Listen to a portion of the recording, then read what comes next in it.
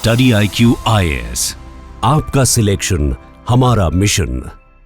नमस्कार दोस्तों, कल्पना कीजिए एक कानून जो बच्चों को हैवानों से बचाने के लिए बना था, वही आज हजारों निर्दोष युवाओं को बदले की जेल में ठूंस रहा है। पॉक्सो जो एक ढाल बनाई गई थी, वो अब एक तलवार की तरह काम कर रही है। क्या हम बच्चों की रक्षा कर रहे हैं या किशोरावस्था की मासूमियत को कुचल रहे हैं? 9 जनवरी 2026 सुप्रीम कोर्ट ने एक ऐसा जजमेंट दिया जिसने पूरी व्यवस्था को हिला दिया। जस्टिस संजय करोल ने साफ साफ कहा कि पॉक्सो का दुरुपयोग किया जा रहा है, सहमति वाले किशोर रिश्तों को स्कोर सेटल करने का हथियार बनाया जा रहा है। आज हम इस न्याय के विरोधाभास को समझने का प्रयास करेंगे और यह भी जानेंगे कि क्या रोमियो जूलियट क्लॉज पॉक्सो की आत्मा को बचा सकता है।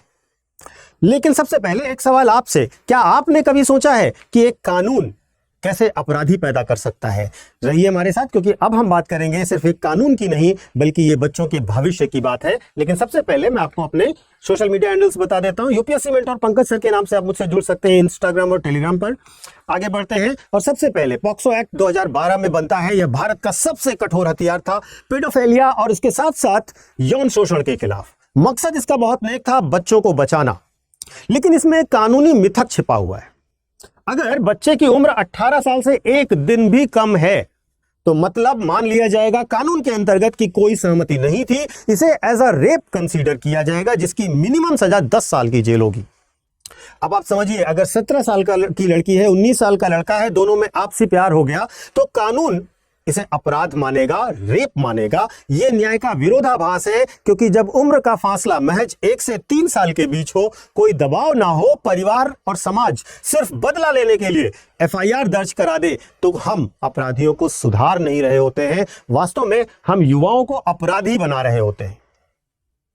आप सोचिए, NCRB का डेटा साफ साफ कहता है कि हजारों केसेस में पीड़िता खुद मुकर जाती है क्योंकि वो सहमति से किया गया कार्य था। ये कानून की जीत मानी जाए या इसे हम सामाजिक अन्याय माने, महत्वपूर्ण यह है कि आप सोचिए, अगर आपकी जानकारी के किसी व्यक्ति के साथ ऐसा हो तो आप किसका साथ देंगे? और यहीं से शुरू होता है सुप्रीम कोर्ट के द्वारा किया गया ये बहुत बड़ा कमेंट, जहां पर जस्टिस संजय करोल कह रहे हैं कि यह कानून प्रेम और शोषण के बीच में फर्क नहीं करता, हमें मानवीय दृष्टिकोण चाहिए। क्योंकि कानून का दृष्टिकोण क्या है? उद्देश्य है बच्चों को शोषण से बचाना, लेकिन यहां पर निर्दोष किशोरों के साथ सजा हो रही है और यह बहुत बड़ा पैराडॉक्स है। देखिए, बहुत महत्वपूर्ण रूप से समझने की कोशिश कीजिएगा। यह मुद्दा कोई नया मुद्दा नहीं है। मद्रास, दिल्ली, बॉम्बे हाईकोर्ट सालों से ऐसे मामलों से जूझ रहे हैं।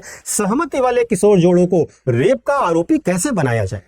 लेकिन 9 जनवरी 2026 का यह जजमेंट, जो कि state of Uttar Pradesh versus Anirudh के केस में आया है, जस्टिस संजय करोल की बेंच ने सब बदल दिया है। कोर्ट ने पॉक्सो के सेक्शन 29 में को बेल स्टेज पर लागू करने से इनकार किया है और कहा है कि कानून का दुरुपयोग रोकना होगा, झूठी उम्र का केस बनाना बंद करना होगा। जस्टिस करोल ने अपने पोस्ट स्क्रिप्ट में केंद्र सरकार को डायरेक्ट कहा है कि सरकार पॉक्सो एक्ट में रोमियो जूलियट क्लॉज को ऐड करे ताकि जेन्युइन एडोलसेंट रिलेशनशिप्स को बचाया जा सके। देखिए, जस्टिस वर्मा कमेटी, इसके डेवलपमेंट के बारे में देखेंगे तो आपको बहुत क्लियर समझ में आएगा। जस्टिस वर्मा कमेटी बनती है 2013 में और यह कमेटी सबसे पहले यह कहती है कि एज ऑफ कंसेंट को 16 साल कर देना चाहिए, लेकिन संसद ने इसको इग्नोर किया। भारत में आज भी एज ऑफ कंसेंट की बहस चल रही है, जो कि बहुत तेजी से फैल रही है। दूसरा, अगर हम देखें तो लॉ कमीशन की 283वीं रिपोर्ट है, जिसने रोमियो जूलियट क्लॉज का प्रोविजन करने को कहा था पॉक्सो एक्ट में, और इसी रिपोर्ट का हवाला देते हुए सुप्रीम कोर्ट ने कहा है कि 16 से 18 साल तक की आयु वाले मामलों में जुडिशियल डिस्क्रिशन का प्रयोग किया जाना चाहिए, क्योंकि सख्ती से परिवार टूटते हैं, युवा बर्बाद होते हैं। एज गैप अगर 3 साल से कम है तो कोई ग्रूमिंग नहीं अगर की गई है या कोई कोवर्शन नहीं किया गया है, कोई दबाव नहीं बनाया गया है, तो मिनिमम सेंटेंस भी देने की जरूरत नहीं है। रिपोर्ट में यह चिंता जताई गई कि अगर एज को घटाया जाएगा तो कई समस्याएं भी हो सकती हैं। अब इस एज को घटाने के पक्ष और विपक्ष में कई सारे तर्क हैं, जैसे कि पक्ष में यह तर्क है कि वास्तविक प्रेम को अपराध न माना जाए, किशोरों का भविष्य बर्बाद ना हो, न्यायिक विवेक आवश्यक है और मानवीय संबंध बहुत महत्वपूर्ण है। लेकिन इसके विपक्ष में जो लोग हैं वो कहते हैं इसका दुरुपयोग किया जा सकेगा, शोषक बच निकलेंगे और संरक्षण कमजोर होगा। और यह ग्रे एरिया काफी खतरनाक है, क्योंकि यहां पर डिसीजन लेना बड़ा मुश्किल होगा। ये जज के डिस्क्रिशन पर डिपेंड करेगा। देखिए, एक कानूनी दर्शन है बहुत सिंपल सा, लॉ इज ब्लाइंड। लेकिन justice must see the nuances. ये बहुत महत्वपूर्ण है। क्या भारत की व्यवस्था इतनी परिपक्व है कि वह एज ऑफ कंसेंट की बहस को अच्छे ढंग से डील कर सके? देखिए, बहुत महत्वपूर्ण है। रोमियो जूलियट क्लॉज को भी बहुत अच्छे से समझिएगा कि क्या है रोमियो जूलियट क्लॉज। देखिए, इसमें सबसे बेसिक चीज ये है कि इसमें 3 से 5 साल का एज गैप रखा जाए तो इसको माना जाएगा कि यहाँ पर एक बार एक्सप्लॉयटेशन नहीं भी हो सकता है। जेन्युइन कंसेंट को चेक किया जाए, टैकेट अप्रूवल किया जाए, कोई फ्रॉड, थ्रेट या ग्रूमिंग या ट्रैफिकिंग ना हो रही हो। स्पेशल कोर्ट साइकोलॉजिस्ट की नियुक्त किए जाएं और उनकी मदद से इसको वेरीफाई किया जाए।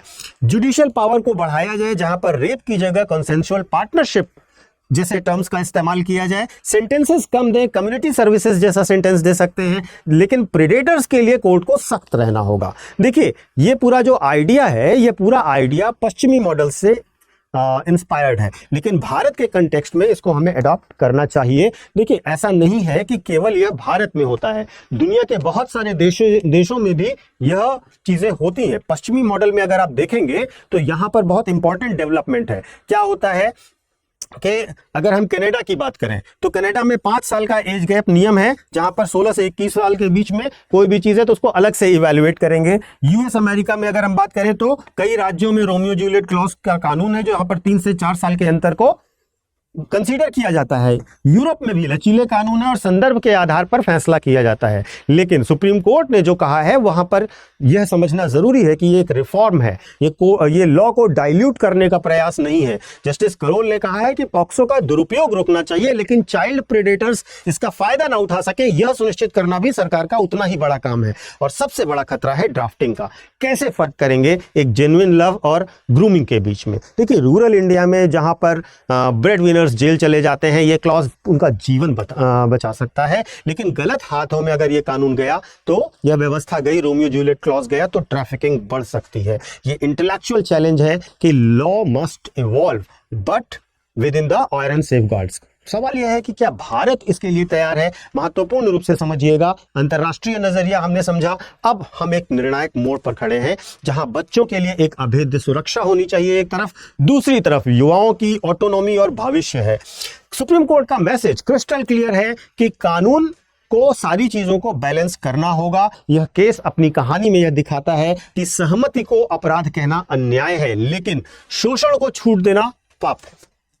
लॉ कमीशन और सुप्रीम कोर्ट की जो सिफारिशें हैं वो हमें सोचने को मजबूर करती हैं। क्या हम रिजिड लॉ के गुलाम रहेंगे या हम कंपैशनेट जस्टिस की तरफ आगे बढ़ेंगे? ये सिर्फ कानून नहीं है, ये समाज का आईना है और ये हमारे बच्चों के भविष्य से जुड़ता हुआ एक बहुत गंभीर मुद्दा है, जिसे मैंने आप तक पहुंचाया और अब गेंद आपके पाले में है। क्या आपको बताना चाहिए कि क्या एज ऑफ कंसेंट 16 ही होनी चाहिए, या आप मानते हैं कि रोमियो जूलियट क्लॉज को सही तौर पर ऐड करना जरूरी है, या फिर आप ब्लाइंड लॉ या कंपनसेट जस्टिस में से क्या पसंद करते हैं? अपनी राय कमेंट करके अवश्य दीजिएगा। आप चाहे तो सिर्फ चेंज और नो चेंज लिख करके भी अपनी राय हम तक पहुंचा सकते हैं। इसके बाद मैं आपको अपना एक छोटा सा अनाउंसमेंट देना चाहता हूं। स्टडी IQ IAS हिंदी परिवार की ओर से हमारा हिंदी फाउंडेशन बैच जो है P2I बैच शुरू हो रहा है, और ये जो हमारा P2I बैच है, ये बैच प्रतिज्ञा बैच है। इसके यह जनवरी वाला बैच है, जिसमें आपको 2027 के लिए 2028 के लिए हमारे कोर्सेज मिलेंगे, जिसमें 18 बुक का set, mentorship, writing practice, test series, ये सारी सुविधाएं मिलेंगी, और साथ ही साथ इसमें आपको मिलेगा एक रेगुलर गाइडेंस का प्रोग्राम। देखिए, बहुत महत्वपूर्ण रूप से इसमें बहुत सारी स्कॉलरशिप्स भी हैं, और साथ ही साथ आपके रेजिडेंशियल प्रोग्राम्स भी दिए जाएंगे जो बच्चों को दिल्ली में रहकर तैयारी करने के लिए होंगे। इन सारी डिटेल्स को आप डिस्क्रिप्शन बॉक्स में दिए गए लिंक पर जाकर के या हमारे ऐप या वेबसाइट पर जाकर के भी देख सकते हैं। महत्वपूर्ण यह है कि यह बैच जो है वो उसमें एडमिशन के लिए आपके पास लास्ट डेट 15 जनवरी है, और अगर आपको बैचेस में बड़ा डिस्काउंट चाहिए तो आपको PK लाइव कोड लगाना होगा। PK लाइव कोड याद रखिएगा, ये मेरा फैकल्टी कोड है। इस कोड को लगाने से आपको स्टडी IQ के हर एक कोर्स पर मैक्सिमम डिस्काउंट मिलेगा। Thank you so much. Study IQ IAS, आपका सिलेक्शन हमारा मिशन।